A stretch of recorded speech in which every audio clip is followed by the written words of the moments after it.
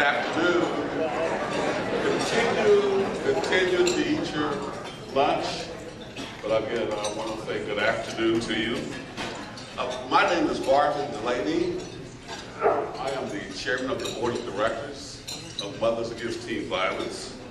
And it is my pleasure to welcome you to our 14th annual Martin Luther King Jr. Awards Luncheon, as well as to our second biennial Texas Drug Policy Conference.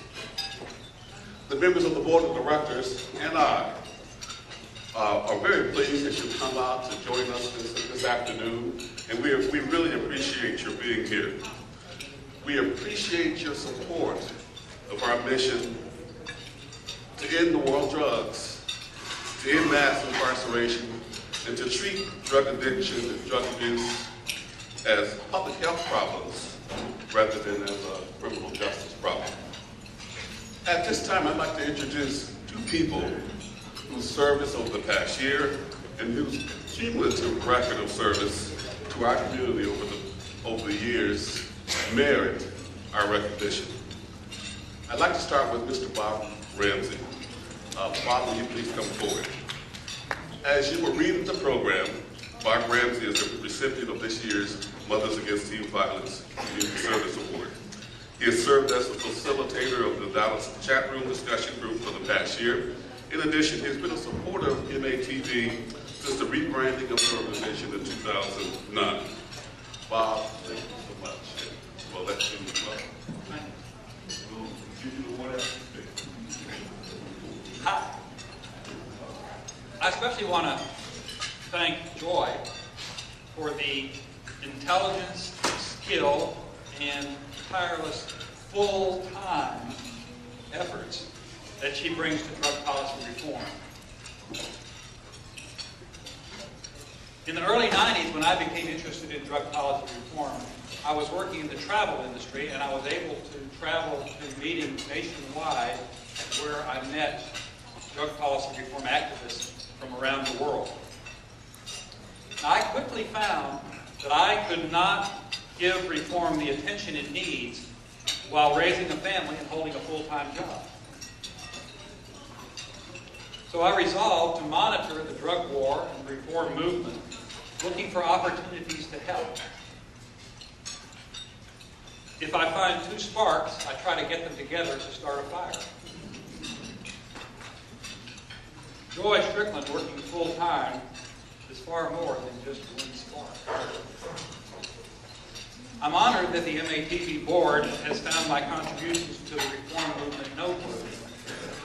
Insofar as I might be an example, I would encourage each of you to seek out ways, big or small, how you can help change our nation's devastating drug policies.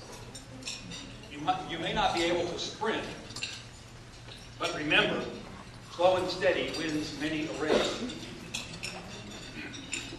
Mothers Against Teen Violence sponsors 2 monthly drug policy discussion chat rooms, one in Dallas at the MATV offices, one at UT Arlington under Professor Dulaney's auspices.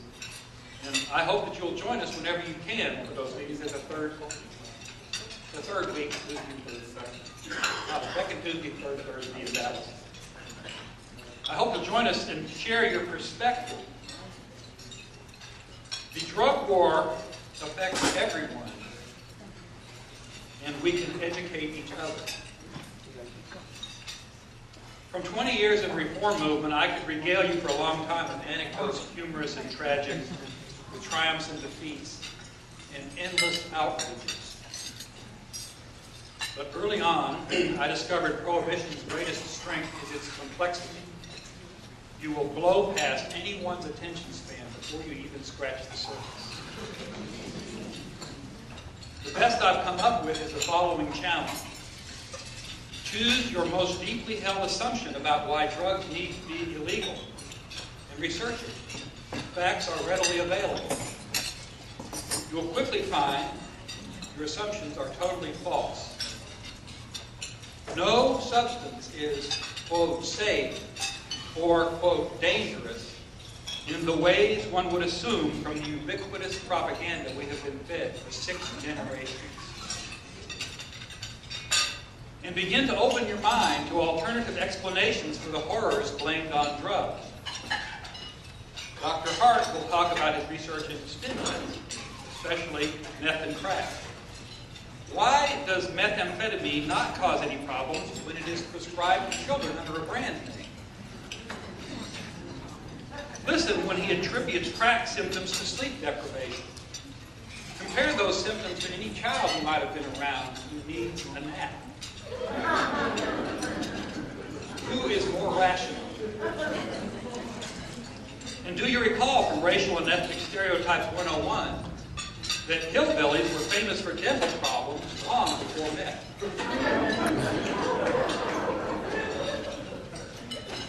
Drug prohibition is easy to support as a well-intentioned crusade, but the road to hell is paved with good intentions, and evil takes many forms. Because we will accept only perfection, we get disaster.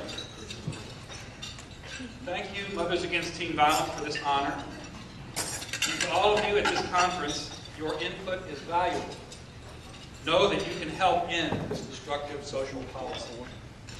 Thank you.